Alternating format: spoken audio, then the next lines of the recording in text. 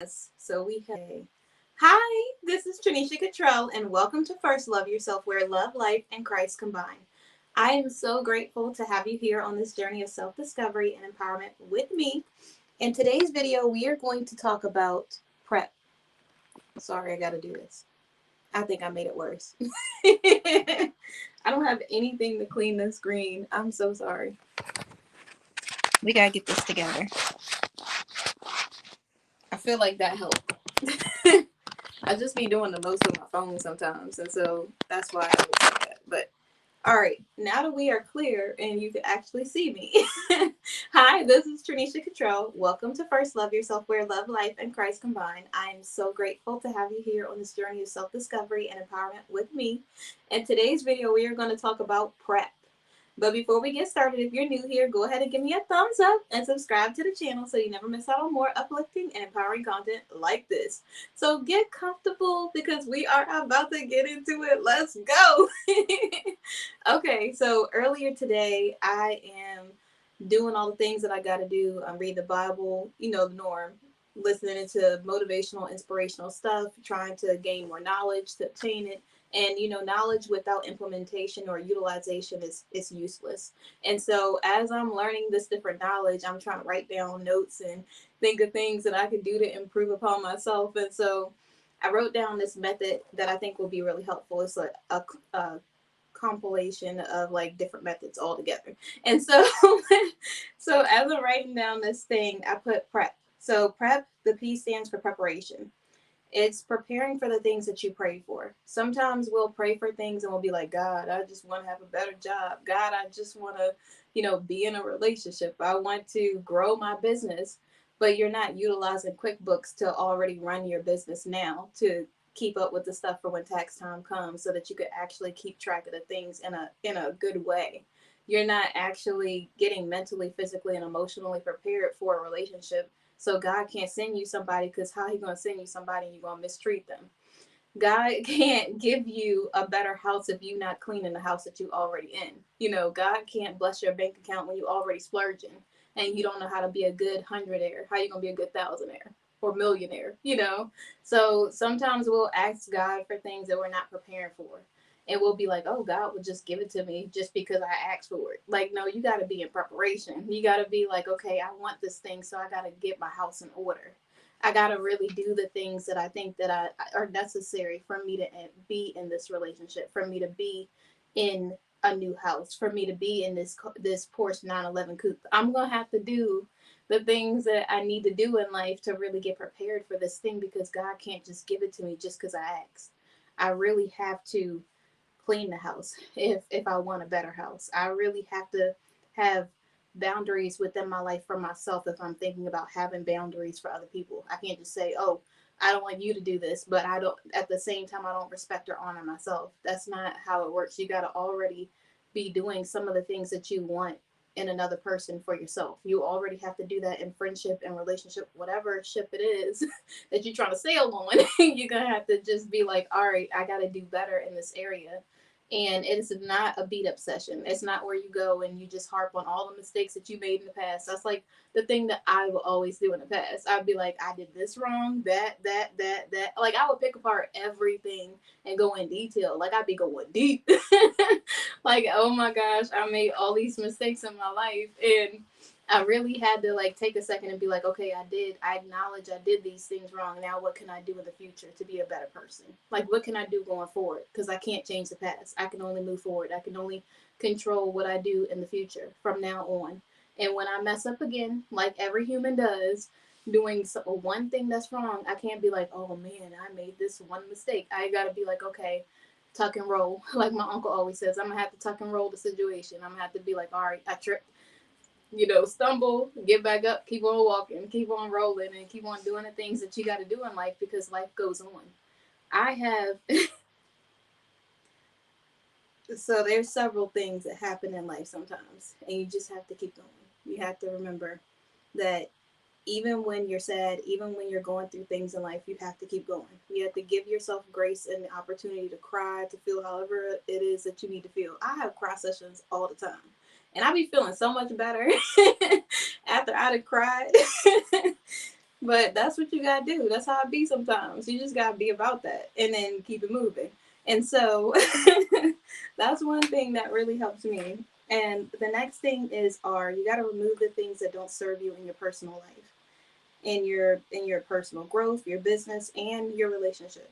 When it's something like sometimes God will be holding up a blessing because you haven't got your relationship with your parents straight yet. So why would he give another person to you so that you could have that person be disrespected by your parents too? Or you could have like an unsteady relationship with your parents, or you haven't have some past, things that you dealt with that you've never reconciled or whatever else, because honestly, any person that really cares or loves you is going to want to be around the people that you love, because they want to create those memories with you. And you have to really think, okay, am I still hurting from this situation, or am I creating distance and boundaries and standards so that I can have self-respect for myself, because I want to make sure that I value and respect myself, not just that I'm just putting up a wall because I'm trying not to let anybody in, or I'm trying to overlook the past things that I really should be dealing with. You got to really think, is it going to be something that I really really need to work on, or is it just something that's healthy and helpful for me in my life? And so when we're removing things, it's not just going to look like you just got cut off game and everybody get cut off, because that's just how I do. It's got to look like I'm removing the things that are stopping me from my personal growth. Like if I know I need to be better at communicating, I'm probably going to have to work on more emotional intelligence skills so that I could be a better communicator. So that when I'm conversing with other people, I'm not just cutting them off in the middle of their sentence. I'm not just listening to respond. I'm listening to hear them and then responding. Like, am I really doing the things that I need to do personally? Like, am I working out if I say that I want to get fit? Am I reading if I say I want to read a book a week or a book a month or whatever your thing is? If I'm saying I want to learn another language, am I just doing it for like the first week and then I'm getting bored and not doing it anymore? We got to really think of what our why is so that we can really stick to the things that we really want to do to grow, to become better, and remove the distractions from our life. If something is stopping you from reaching your goal, you have to say, okay, is this thing helping or hurting me in my life? And if it's hurting you, then you have to remove it. But, or create distance. Sometimes it's just a distance thing. I remember in the past, I had certain people in my life, and this was like years ago. And I was like, okay, I'm writing this book, I'm doing this thing. I'm gonna need some time to just focus on writing this book. I cannot be distracted in this moment. I have to get this done. And the people in my life really understood, and they were like, okay, I'm gonna let you focus because I know this is something that you really want to get done. And people, you don't have to feel like you got to rush or compromise your integrity or do anything for the people that are supposed to be a part of your life. They will be there when you get finished with your purpose. I'm not saying just put people on the back burner and don't give them the attention because you only focused on yourself. I'm saying that you got to actually make sure that you do time management skills so that you can fit these people into your life and fit your life into, make sure that you're scheduling things so that you can make time for the things that matter to you. Don't just like push people away and be like, oh, I gotta only focus on my goal. You could do both, but you gotta make sure that it's not a distraction keeping you from your purpose or from your end goal. You gotta make sure that you're still doing the things that you're saying that you want to do. And discipline is big when it comes to stuff like that. The third thing, which is the E, is evolution. And I got this earlier from one of the videos that I was listening to, but I plan on implementing this in my life, and I think that it will be really helpful for my future.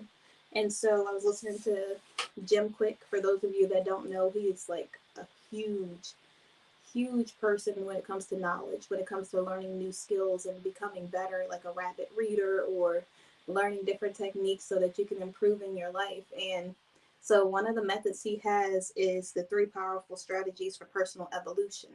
And his is mindset, motivation, and methods. Mindset is the mind, motivation is the heart, and methods are the hands.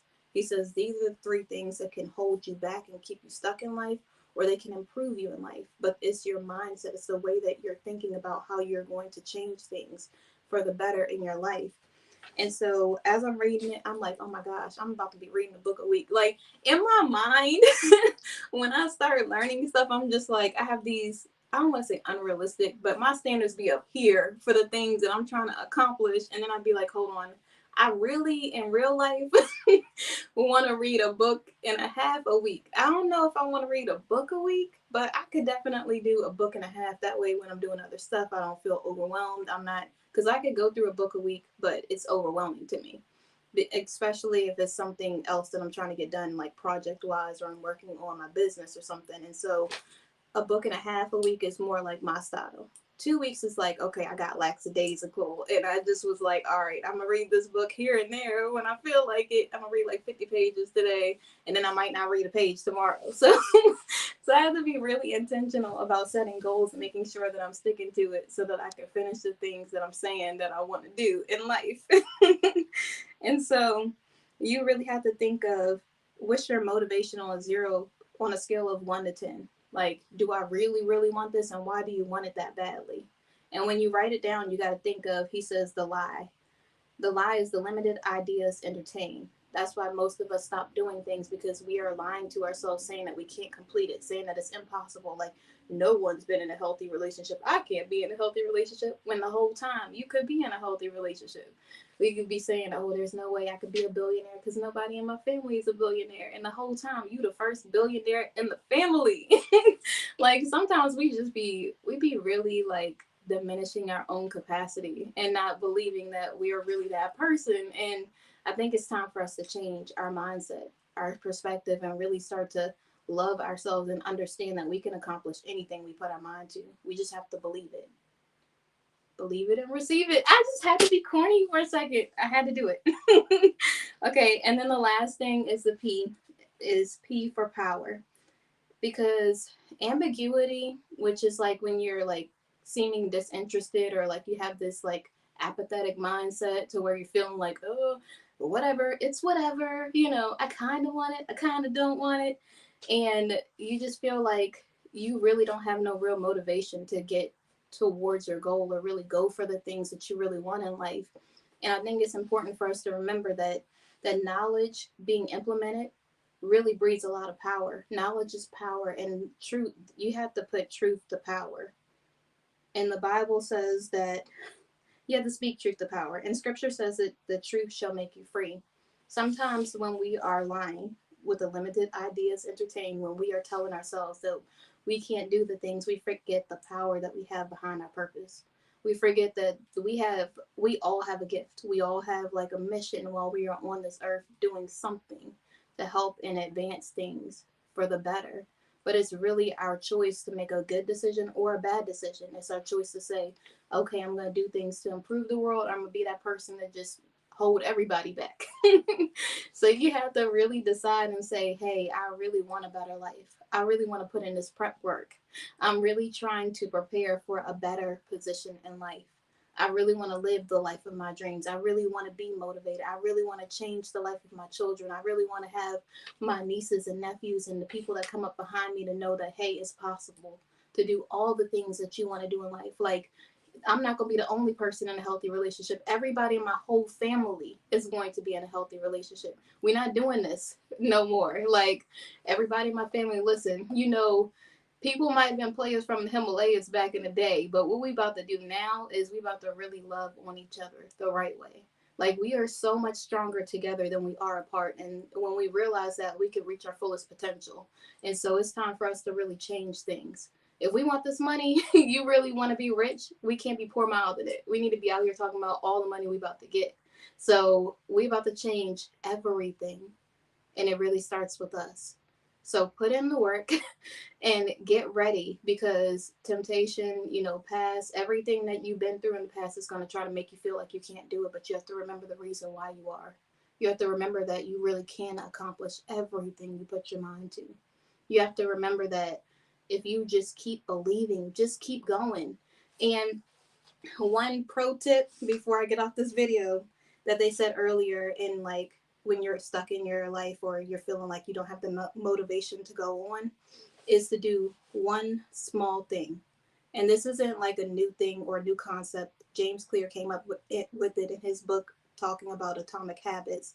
And Jim Quick also talked about it in some of his videos as well. But when he broke it down, I was like, this is so good.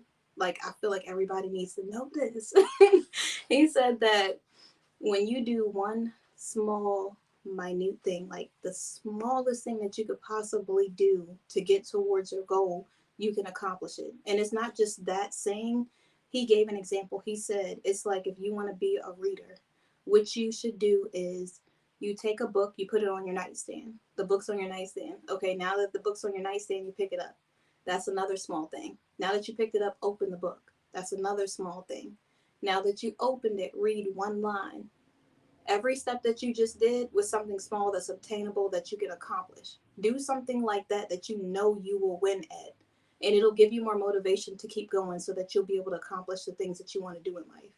If you're saying you want to be a millionaire, start saving a dollar a day, then $2, then $10, then $100. Like keep going until you get to your goal because you can accomplish it. You just have to not think of it so huge.